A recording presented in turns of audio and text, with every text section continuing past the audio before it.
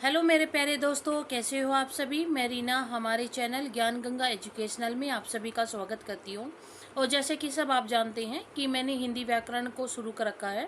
और हिंदी व्याकरण एक ऐसा विषय है जो हर एग्ज़ाम में पूछा जाता है, चाहे वो स्कूल लेवल में हो या किसी भी एग्ज़ाम में हो। कॉम्पिटिटिव कोई एग्ज़ाम है किसी भी स्टेट का, तो उसमें हिंदी व्याकरण से जो है क्वेश्चन आते ही आते हैं।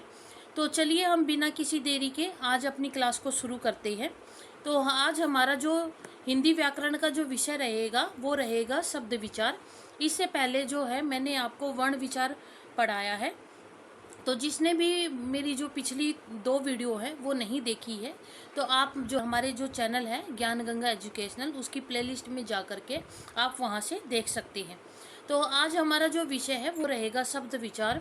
तो शब्द विचार के अंतर्गत अगर हम देखें तो क्या आएगा, तो शब्द विचार यानी कि शब्द क्या होता है, इसकी परिभाषा हम देख लेते हैं। कि सामान्य भाषा में कहें तो वर्णों का समूह क्या कहलाएगा, शब्द कहलाएगा।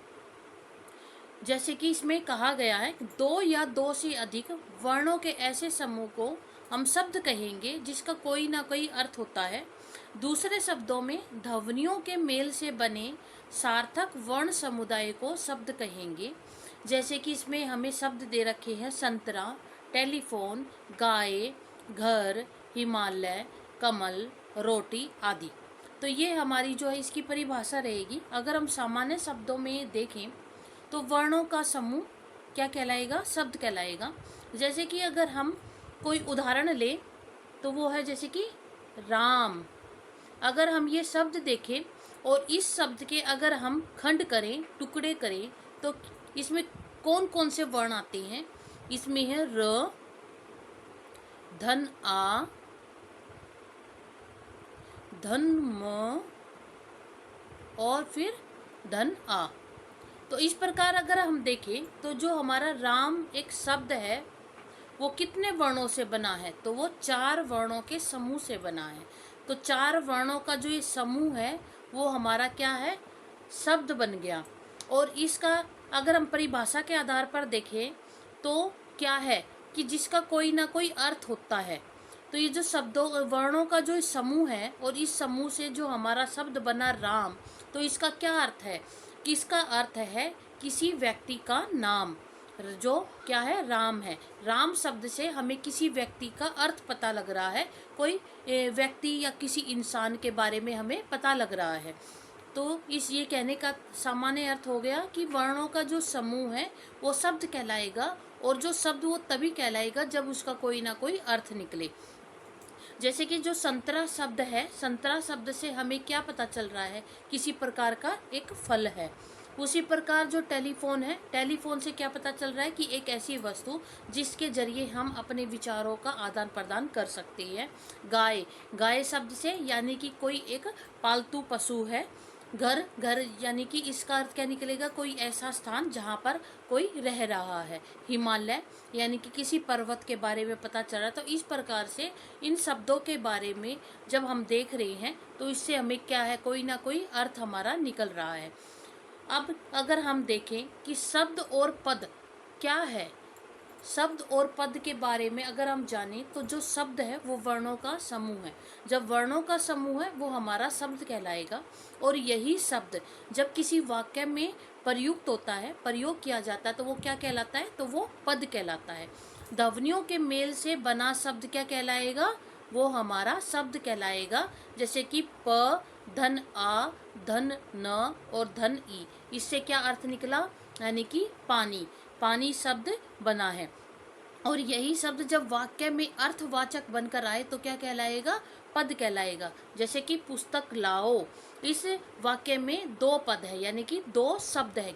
शब्द कौन कौन से हैं, पुस्तक और लाओ, ये हमारे क्या हैं, शब्द हैं, 2 शब्द हैं। लेकिन ये क्या है, वाक्य में प्रयुक्त हो रहे हैं, पुस्तक लाओ, तो ये क्या कहलाएंगे, ये 2 पद कहलाएंगे। वाक्य में कितने पद है, 2 पद है। एक है पद, नाम पद यानी कि पुस्तक, और दूसरा है क्रियापद यानी कि लाओ। तो इस प्रकार से इस वाक्य में 2 पद हुए। जब शब्द किसी वाक्य में प्रयुक्त होते हैं तो वो क्या कहलाते हैं, पद कहलाते हैं। अब हम आगे देखें कि जो शब्द होता है उसके कितने भेद हैं। तो शब्द के कितने भेद होते हैं? शब्द के 4 भेद होते हैं। एक होता है व्युत्पत्ति के आधार पर शब्द भेद, एक है उत्पत्ति के आधार पर शब्द भेद, एक प्रयोग के आधार पर शब्द भेद और एक अर्थ के आधार पर शब्द भेद। इस प्रकार से शब्द के कितने हैं? इस प्रकार से शब्द के हमें 4 भेद प्राप्त होते हैं। तो इनके बारे में हम जो है विस्तार से अब पढ़ेंगे कि ये क्या है। आगे जो हमारा पहला भेद आता है वो है व्युत्पत्ति के आधार पर शब्द भेद, यानी कि व्युत्पत्ति के आधार पर शब्द कितने प्रकार के होते हैं। तो व्युत्पत्ति यानी कि बनावट के आधार पर शब्द जो होते हैं वो 3 प्रकार के होते हैं। कौन कौन से होते हैं? रूढ़ शब्द, यौगिक शब्द और यौगिक रूढ़ शब्द। तो इस प्रकार से ये हमारे जो है 3 शब्द हो गए। तो रूढ़ शब्द कौन से हैं? जो शब्द किसी अन्य शब्दों से न बने हो। क्या है? किसी शब्दों से ना बने हो और किसी विशेष अर्थ को प्रकट करते हो तथा जिसके टुकड़ों का कोई अर्थ ना निकले, तो वे शब्द क्या कहलाएंगे? रूढ़ शब्द कहलाते हैं। कहने का क्या अर्थ है इसमें कि ऐसे शब्द, रूढ़ शब्द वो शब्द होते हैं जो किसी शब्दों से मिलकर ना बने हो और वो जो है किसी विशेष अर्थ को प्रकट करते हैं, और जब हम टुकड़े करेंगे तो उन टुकड़ों का कोई अर्थ ना निकले, तो वो क्या कहलाएंगे? रूढ़ शब्द कहलाते हैं। जैसे कि अगर हम उदाहरण देखें, कल, ये क्या है? शब्द है। उसके बाद पद, पर, हम और घर। जैसे कि अगर हम पहला उदाहरण लें, इसमें क्या दे रखा है? कल। ये जो है 2 शब्दों से मिलकर नहीं बना, किसी शब्द से मिलकर नहीं बना है। ये क्या है? 2 वर्णों का समूह है। इसमें क वर्ण और ल वर्ण, इस तरीके से वर्ण आ गई। जब अगर हम इसको जब हम बांट देंगे कि देखें, अगर हम इसको ऐसे करते हैं, इसके टुकड़े क धन अ धन ल धन अ, तो इस प्रकार से हमें कितने वर्ण प्राप्त हो गए? इस प्रकार से हमें 4 वर्ण प्राप्त हो गए। और जब हम इनके अलग अलग टुकड़े करें, और या फिर अगर हम इनको ऐसे ना बांट करके अगर ऐसे बांटें, क धन ल, इस प्रकार से भी अगर हम इनको बांटें, तो इनमें जो हमें वर्ण प्राप्त हुए हैं, इनका अलग अलग में कोई भी अर्थ नहीं निकलता है। लेकिन जब हम इसको अगर पढ़ें क और ल, तो क्या ये कल शब्द बन गया। इससे हमें क्या विशेष अर्थ प्राप्त होता है? या तो आने वाला कल या फिर जो बीत गया है वो वाला कल। तो इससे हमें 2 अर्थ प्राप्त हो गए। दूसरा जो है पर जो ये शब्द है, इसका भी कोई विशेष अर्थ ग्रहण होता है, लेकिन जब हम इसके टुकड़े करेंगे तो उन टुकड़ों का कोई अर्थ नहीं निकलेगा। तो इस प्रकार से जो रूढ़ शब्द कौन से शब्द होंगे? वो शब्द जो किसी अन्य शब्दों से ना बने हो और जो किसी विशेष अर्थ को प्रकट करते हैं तथा जिसके टुकड़ों का कोई अर्थ नहीं निकलता, वो क्या कहलाएंगे? वे रूढ़ शब्द कहलाते हैं। दूसरा इसका भेद क्या है? यौगिक शब्द। यौगिक शब्द क्या होता है कि वे शब्द जो 2 या 2 से अधिक शब्दों से मिलकर बने हो और उनको क्या कहेंगे? हम यौगिक शब्द कहेंगे। कौन कौन से हैं? अब इनके उदाहरण को हम देख लेते हैं कि वो कौन कौन से हैं। यौगिक शब्द में क्या है? जो शब्द कई सार्थक शब्दों से मिलकर बने हो। सार्थक का मतलब जिनका कोई ना कोई अर्थ होता है। 2 शब्द या 2 से अधिक शब्दों से मिलकर बने हो, तो वो क्या कहलाएंगे? यौगिक कहलाएंगे। जैसे कि पहला उदाहरण हम देखें, देवालय। देवालय, इसमें क्या है? अगर हम इसके जब खंड करते हैं तो क्या मिलता है हमें? देव धन आलय। तो देव यानी कि देवता और आलय मतलब रहने का स्थान। तो देवालय का अर्थ क्या हो गया? देवताओं के रहने का स्थान। दूसरा अगर हम जो शब्द देखें, राजपुत्र, इसमें 2 शब्द हैं। कौन कौन से? राजा और पुत्र। तो इसका क्या अर्थ हुआ? राजा का पुत्र क्या कहलाएगा? राजपुत्र।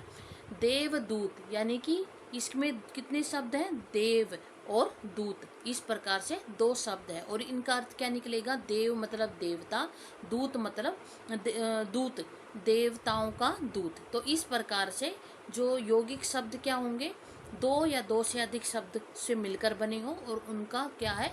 कोई सार्थक अर्थ हो, तो वे क्या कहलाएगा? यौगिक शब्द कहलाएगा। तो इस प्रकार से हमने क्या जाना कि जो व्युत्पत्ति और बनावट के आधार पर शब्द के 3 भेद होते हैं, जिसमें से हमने पहला भेद पढ़ा रूढ़ शब्द और दूसरा हमने पढ़ा यौगिक शब्द। अब तीसरा जो हमारा भेद आएगा इसके अंतर्गत वो कौन सा है, वो है हमारा योग रूढ़ शब्द। तो योग रूढ़ शब्द कौन से शब्द होते हैं, वे शब्द जो यौगिक शब्द से मिलकर तो बने हैं लेकिन सामान्य अर्थ को प्रकट ना करके किसी विशेष अर्थ को प्रकट करते हैं, तो वो कौन से कहलाएंगे, वो योग रूढ़ शब्द कहलाते हैं। कौन से शब्द, जो यौगिक शब्दों से मिलकर बने हों। और यौगिक शब्द कौन से होते हैं, जैसे कि अभी मैंने पीछे बताया था आपको देवालय, ये हमारा क्या था, यौगिक शब्द था, क्योंकि इसमें देव का अर्थ निकल गया था और धन आलय ये निकला था, तो ये हमारा क्या बन गया था, यौगिक शब्द निकल गया था। तो इसने कहा कि वे शब्द जो यौगिक तो हैं लेकिन सामान्य अर्थ को प्रकट ना करके विशेष अर्थ को प्रकट करते हैं। ये जो देवालय है ये सामान्य अर्थ को प्रकट करता है, इसलिए ये क्या है, यौगिक शब्द है। लेकिन इसने क्या अर्थ कहा है, लेकिन जो सामान्य अर्थ को प्रकट ना करके विशेष अर्थ को प्रकट करे तो क्या कहलाएगा, योग रूढ़ शब्द कहलाते हैं। जैसे कि पंकज, दशानन, पीताम्बर आदि, तो ये क्या है, ये यौगिक शब्द हैं लेकिन क्या है, सामान्य अर्थ को प्रकट ना कर करके ये क्या करते हैं, विशेष अर्थ को प्रकट करते हैं। जैसे पंकज, इसका अर्थ क्या होता है, कमल। दशानन, इसका अर्थ विशेष अर्थ क्या आएगा, रावण। और पीताम्बर यानी कि विष्णु। अब इनके जो अगर हम कहें तो कैसे अर्थ है विशेष अर्थ, जैसे पंकज, पंकज का जो सामान्य अर्थ क्या होगा, कीचड़ में पैदा होने वाला, तो कीचड़ में कौन पैदा होता है, कमल। दशानन, 10 आनन है जिसके, यानी कि कौन, रावण। पीताम्बर, पीला वस्त्र धारण करने वाला, कौन, अर्थात विष्णु। तो इस प्रकार से इनका जो सामान्य अर्थ प्रकट ना होकर के क्या हुआ, विशेष अर्थ प्रकट करा, यानी कि पंकज का विशेष अर्थ क्या होगा, कमल।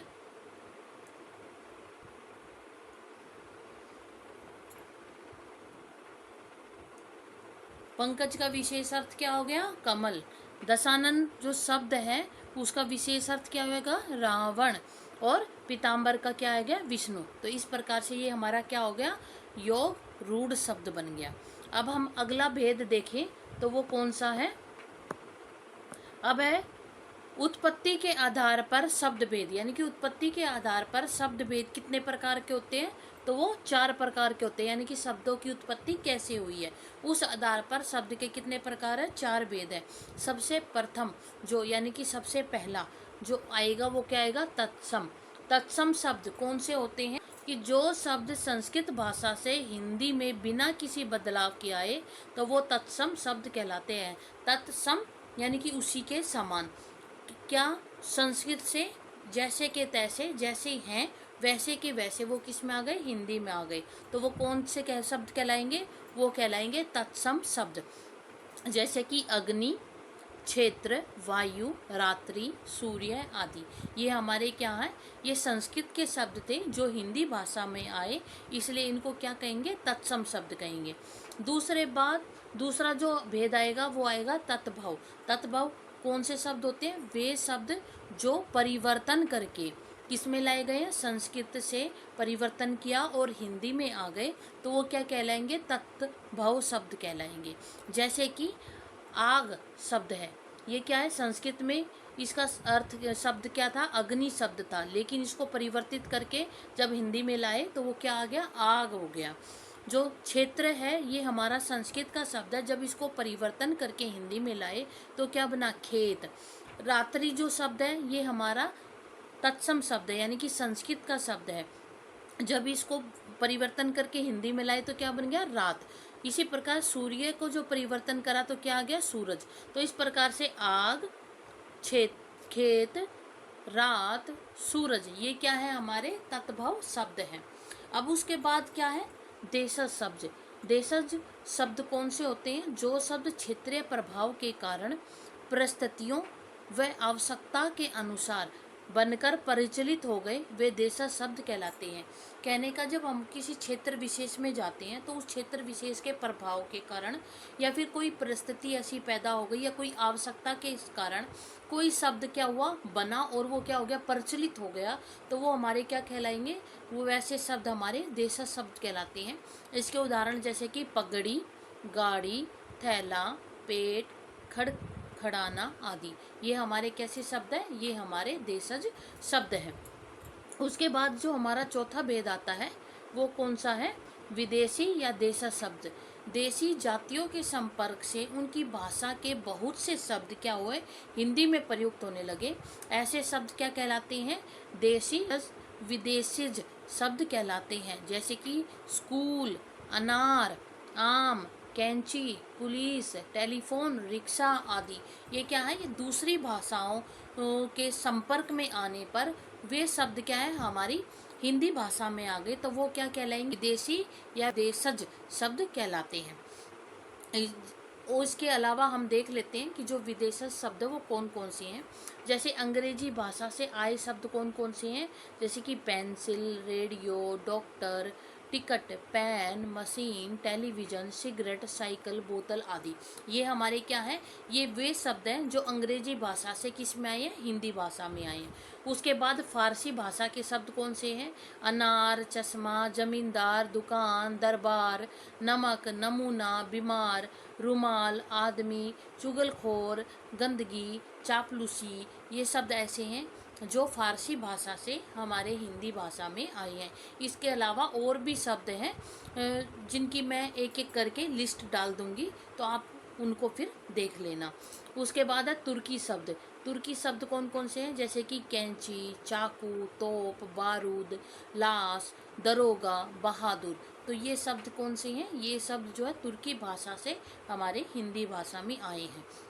उसके बाद पुर्तगाली भाषा के कौन कौन से शब्द हैं जो हमारे हिंदी भाषा में आए हैं, जैसे कि अचार, ऑलपिन, कारतूस, गमला, चाबी, तिजोरी, तौलिया, फीता, साबुन, तंबाकू, कमीज, ये शब्द ऐसे हैं जो पुर्तगाली भाषा से हमारी हिंदी भाषा में आए हैं। उसके बाद अगर हम और देखें तो और कौन कौन से शब्द हैं, जैसे कि फ्रांस भाषा से आए हैं पुलिस, कार्टून, इंजीनियर, कर्फ्यू, बुगुल, बिगुल आदि, ये जो है हमारे जो फ्रांसीसी भाषा से आए हुए शब्द हैं। उसके बाद चीनी भाषा से कौन से आए हैं, जैसे कि तूफान, लीची, चाय, पटाखा आदि, ये जो है किस में आ गए, चीनी भाषा से आए हैं। यूनानी भाषा से टेलीफोन, टेलीग्राफ, डेल्टा आदि, जापानी भाषा से रिक्शा, डच भाषा से बम, ये इस प्रकार से ये जो शब्द हैं वो हमारी हिंदी भाषा में आए और ये सभी के शब्द कैसे शब्द हैं, विदेशी या विदेशज शब्द कहलाएंगे। तो उसके बाद ये हमारे दो प्रकार के शब्द हुए, कौन कौन से, एक था व्युत्पत्ति और बनावट के आधार पर, दूसरा है उत्पत्ति के आधार पर। अब हम आगे के दो और जो भेद हैं उनको भी जान लेते हैं कि वो कौन कौन से हैं, उनके बारे में हम विस्तार से जान लेते हैं। अब आएगा हमारा प्रयोग के आधार पर, जो प्रयोग है उसके आधार पर जो शब्द भेद है वो कौन कौन से हैं। तो प्रयोग के आधार पर जो शब्द है वो दो प्रकार के होते हैं, कौन से, विकारी शब्द, अविकारी शब्द, ये दो प्रकार के भेद होते हैं। कौन से, विकारी और अविकारी, ये जो है हमारे प्रयोग के आधार पर दो भेद होते हैं। तो विकारी शब्द कौन से होते हैं, जिन शब्दों के रूप में लिंग, वचन, कारक आदि के कारण विकार अर्थात परिवर्तन आ जाता है, तो वो क्या कहलाते हैं, वे शब्द विकारी शब्द कहलाते हैं। विकारी मतलब विकार, यानी कि किसके आधार पर, लिंग, वचन, कारक के आधार पर जब हमारे शब्द में क्या आता है, विकार या परिवर्तन आ जाता है तो विकारी शब्द कहलाते हैं।